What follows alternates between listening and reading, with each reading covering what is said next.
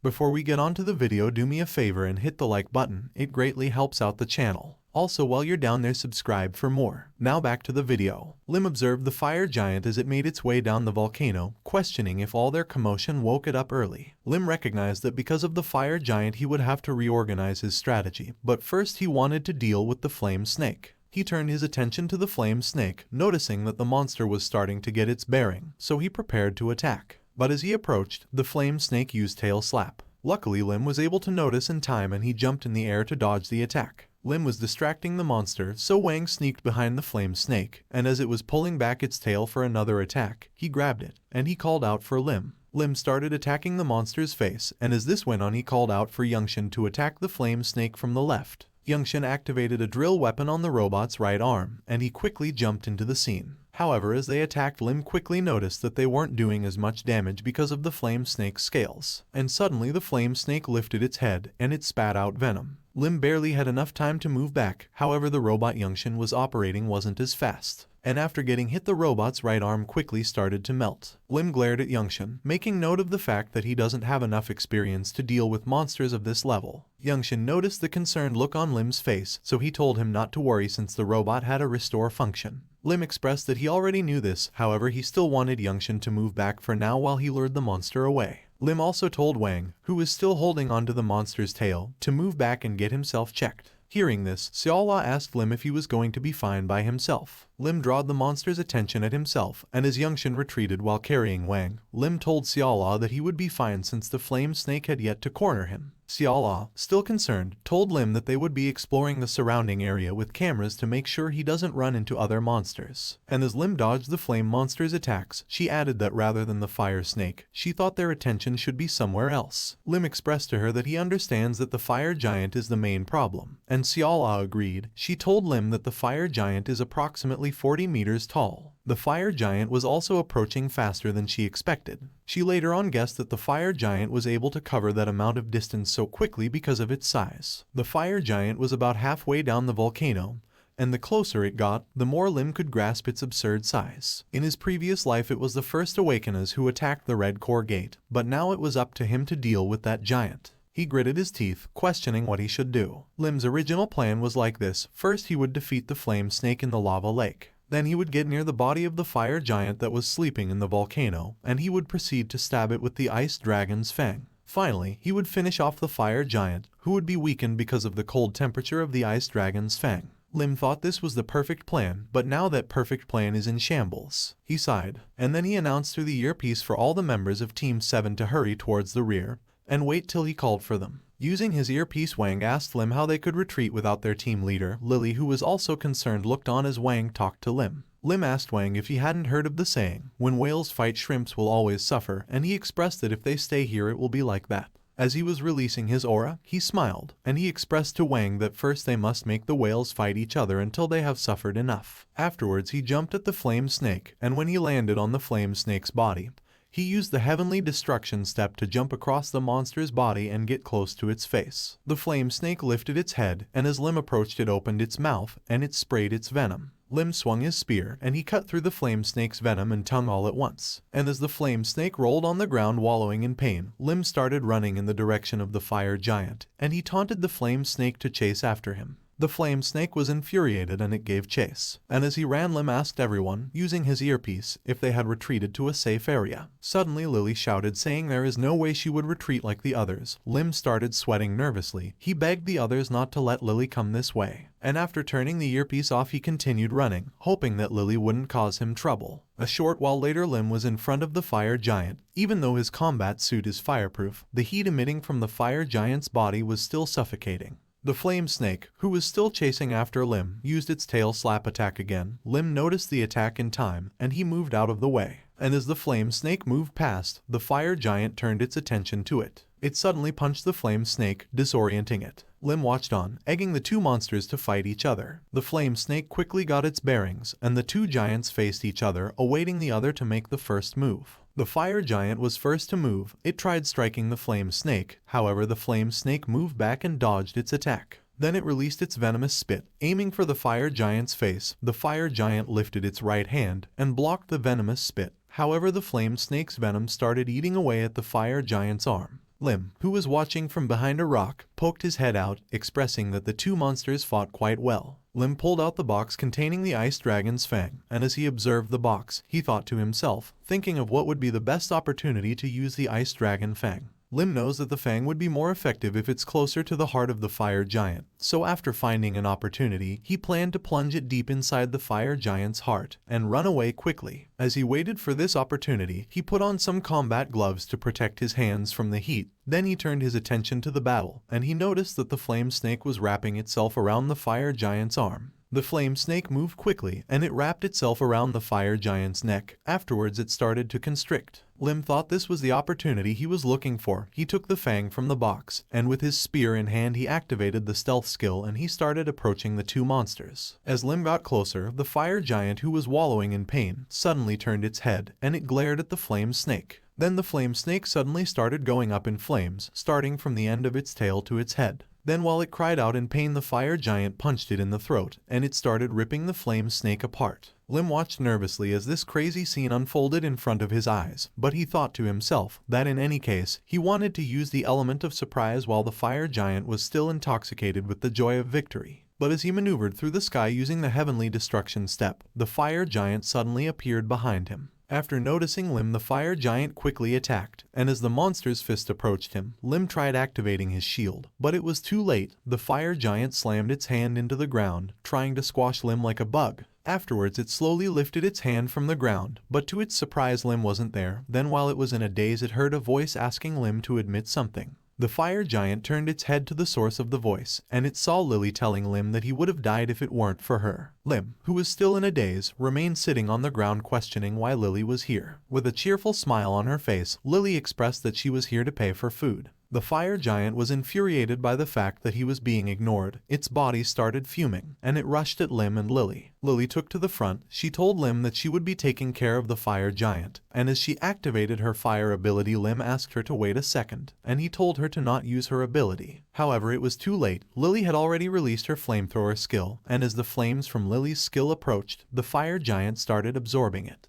And after dining on good fire, the fire giant let out a burp. Lily was surprised that the fire giant was able to eat fire, and Lim, who was looking at Lily nervously, with a pale expression on his face, told her that this is the reason why he was trying to stop her from using her fire-based abilities. What Lily just did is like pouring oil into a car, and Lim didn't know what to do now since he dropped his weapon and the ice dragon's fang during the fire giant's attack earlier. In a disappointed tone, he told Lily that they should go back and reorganize before they launch another attack on the fire giant. However, in an excited tone, Lily asked Lim if he thinks she would be able to do what the boss monster did just now. And before Lim could answer, Lily started breathing in, and the boss monster quickly took notice that the flames it was emitting from its body was slowly being drained. It tried fighting back by releasing more flames from its body, but that only led to the rate at which Lily was absorbing the flames to increase, and Lim just watched this ridiculous scene unfolding before him in a daze. The fire giant quickly realized that Lily would soon absorb all of its flame, so it started running away. Lim was taken aback at first, but he quickly guessed that the fire giant was running away from Lily because her fire control is higher than its own. Yes, her control is higher level than a boss monster. As the fire giant ran, the last of its flame was quickly absorbed,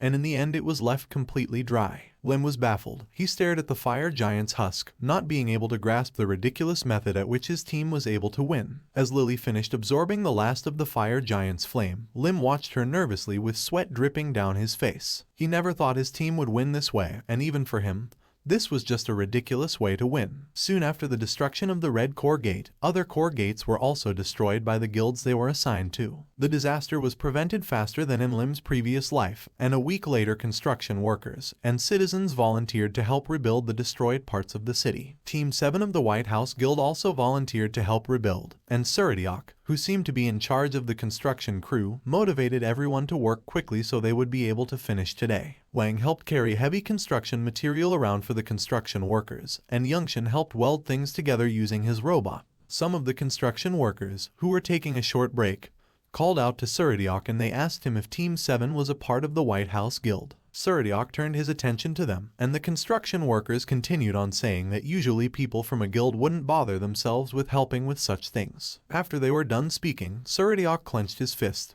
and he questioned in a passionate tone if this isn't what one should do when they are a part of a guild. With his enthusiasm remaining in his voice, he expressed to the construction workers that if there is a place that needs help, then hunters should run and provide help. The construction workers were amazed, and they were so thankful for their help that they poured Suradiak a drink, and they invited everyone to join them on their break and eat something too. Lee Nam gladly accepted the invitation, and he joined Suradiak and the construction workers on their break. However, the construction workers grew suspicious of the fact that everyone was working hard, so one of them asked Suradiak and Lee Nam for the person who is doing all this to show off. Lee Nam and Suradiak were surprised by the construction workers' question, and they nervously tried to come up with an explanation, or try to deter the conversation. However, the construction worker had already begun looking around, and his attention was quickly drawn to Lim, who was laid back in a beach chair, and Lily, who was sitting in a chair next to Lim's, eating popcorn. Suradiak tried to justify this. He told the construction worker that Lim was their team leader, and that he was still injured.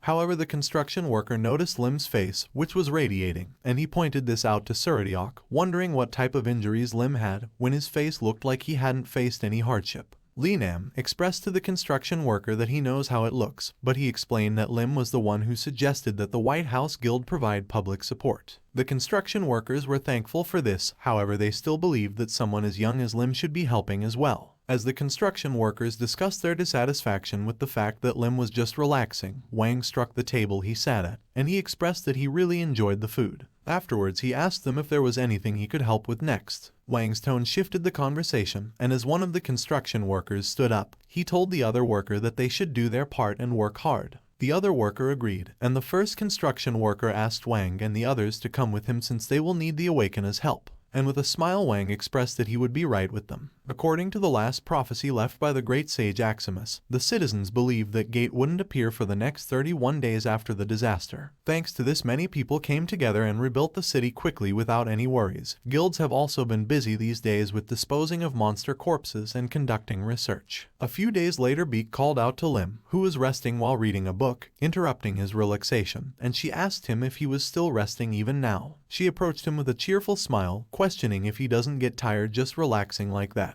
Lim looked up at her, questioning if something like that is even possible. He reminded her that his dream is to be able to chill and relax for the rest of his life. Lily turned her head to Lim, and she asked him if that isn't just a glorified bum with money. Lim thought Lily's comment was quite obnoxious, but since she achieved a lot, he decided to let it slide this time. Beak, who was staring at Lim this entire time, noticed something new. She called out to Lim, pointing out the fact that his skin had suddenly improved a lot. With a cheerful smile on his face, Lim held his cheek as his skin radiated. After the defeat of the fire giant, Lim used its core for the transformation of the body technique. Now he could enjoy the life of a handsome man with good-looking skin even after retirement. In a weird pose, he told Beak that he got a facial massage a few days ago. Beak held her hands together and she brought it close to her mouth, and as she thought about how pleasant the massage must have been, she asked Lim to describe how it was, and she asked him for the location so she could visit as well. Lim quickly told her that it would be impossible to visit since the massage place went out of business. However, Beak didn't back down. She cheerfully asked him not to gatekeep it to himself. Half of the mana of the fire giant's core has been used up. However, it could be used one more time, but Lim wanted to save it for now. So to avoid answering the question, Lim asked if she came here just to ask him about his face massage. And Beak told him that that was not the case. She handed him documents, expressing that she was here to discuss the report regarding potions. She proceeded to inform Lim that they have increased the production of the potions, but the supply is still insufficient. Also, they received requests about a partnership. The potion, based on the elixir of life, is currently being supplied exclusively by the White House Guild. Thanks to this potion, tons of people who would have died survived. Even people who were destined to live being a cripple for the rest of their lives recovered. It's estimated that the number of deaths have been reduced to 1/10 of the original number, so it's obvious to Lim that the demands for the potions will continue to grow. Lim praised Beak for her work, and he asked her to please handle the partnership matter on her own. Next, Beak took out a piece of paper as she wanted Lim's input on what to do with the fire giant's corpse. Lim interrupted her as she was speaking, saying that matter shouldn't be hard to resolve quickly. He asked her to leave 20 kilograms of the fire giant's skin, some bones, and blood for him, and they could handle the rest by themselves. Afterwards, Lim asked her if there was anything else, as he wanted to return to his relaxing. Beak sighed, and as she placed the paper back into her bag, she asked Lim if he would like to attend the joint funeral ceremony for the deceased today. Lim laid back in his beach chair, and he informed Beak that he doesn't plan on going because it feels suffocating for him. Beak was shocked by Lim's response, and she asked him why he requested information on the families of those killed in action. Lim told her with a serious expression on his face that he requested the information because he thought he should call Santa Claus even though it's summer. At the ceremony, Kim, the current president, expressed in a saddened tone that 7 days ago, they fought against the gate anomaly phenomenon, also known as the disaster or the catastrophe. Kim announced that 427 citizens lost their lives that day. Afterwards, he paused for a moment to recompose himself, and shortly after he continued on saying that there were soldiers, police officers, and hunters. All of them were someone's parent, child, or friend, and above all they were citizens of this country. Kim approached all of the flowers that had been gathered, which each bouquet of flowers representing a life that was lost, and he expressed that they will never forget the sacrifices these heroes made for their country. After Kim said this, sniffles filled the crowd. A little girl pulled on her crying mom's clothes, and she questioned when her dad would be coming home. The girl's mom didn't know what to say, she just continued to cry. The little girl hugged her mom, telling her not to cry. She expressed that her mom has to stop crying because Santa Claus might see. The little girl continued to support her mom, trying to get her to stop crying. All of this befell on Kim's shoulders. He closed his eyes and lowered his head, as he didn't have the courage to face his citizens anymore. Suddenly his attention was drawn to a silhouette moving in the sky quickly. Lim was traveling over the ceremony, with him and Lily riding a red sleigh in a Santa Claus costume, and the Snowies flying by their side. Someone turned the attention of those at the ceremony to the sky, and after seeing the sleigh, the hunters didn't know what to do. At first they thought it was a monster, but they quickly recalled the prophecy by the great sage. The little girl, who was still comforting her mom, also turned her attention to the sky, and after seeing the sleigh, she called for her mom to look at Santa Claus. As they flew across the sky, Lily activated a shield. Kim mistook this as a gate opening, so he ordered everyone to be on high alert and be ready to protect the citizens. Kim took off running, preparing himself to jump and attack the sleigh, and as he jumped, he expressed that he doesn't know who is doing this, but they put on a show at the wrong time. As the sleigh continued to move through the sky, Lily continued to use the shield, and she created a cool pattern in the sky. This stopped Kim in his tracks, and as he slowly descended back to the ground, he stared at the sky admiring the pattern. The little girl pointed at the sky, and she asked her mom to take a look so she could see Santa Claus. Lily then used her shield skill to create fireworks in the sky, and as the citizens watched, their spirits were slowly lifted. The Snowies flew above the kids, releasing bubbles for them to play with. One of the workers approached Kim asking for his orders. Kim smiled, and he expressed that they should leave it alone. The worker, however, didn't think they should leave it alone, as he didn't know how they would report this. Kim looked up to the sky, and he told the worker that they would just say it's not a monster, but the real Santa Claus. Sometime later, Lim brought the sleigh to the White House Guild building, and he landed it on the rooftop. After landing on the building, Lily quickly jumped out, and as she played with the Snowies, she expressed that it was fun leaving everyone presents. Lim followed behind her, saying they should eat something delicious since they worked hard. As they approached the door on the rooftop, they heard Beak's voice asking them if they had a good trip. Lim looked up. Noticing Beak by the door, he told her that they had an easy time since the sleigh and costumes were made so well, and he thanked her for this. Beak leaned on the wall by the door, expressing that making these things wasn't anything difficult, and instead of thanks, she wanted Lim to tell her why he did this. Lim explained that just a simple compensation to provide support to all bereaved families felt empty to him, and it is also a very cumbersome task to carry out. Also, there was another reason, but as he was about to state the final reason, he turned to the side and he remembered some memories from his previous life. Most of the dead people were soldiers, police officers, and hunters. Most of them were also the head of their respective families, and Lim knew from experience that what these family members who were left behind needed the most was realistic help. Government subsidies are small and are not of much help. In the present, Lim lowered his gaze to the floor, and he expressed with a smile that the final reason is because he could do it. He did it because he had the ability to do so. Besides oversleeping, being lazy, and drinking, when he retired, he planned on helping people who are struggling, but only when he gets bored. Beak listened attentively with her arms crossed as Lim spoke. Lim continued on saying he thinks he could live a good life doing these things. After Lim was done talking, Beak placed her hand on her cheek, and she sighed. She expressed that she was getting really worried. Lim was sorta confused. He asked her if she was afraid that he might become a pushover. With a blissfully smile, Beak expressed that she is worried that she might really fall for Lim if he continued like this. She expressed that this wouldn't be a bad thing as she already has feelings for Lim. Lim quickly moved past her, and as he headed for the door, he expressed that he heard that people say one should keep their love life and work separate.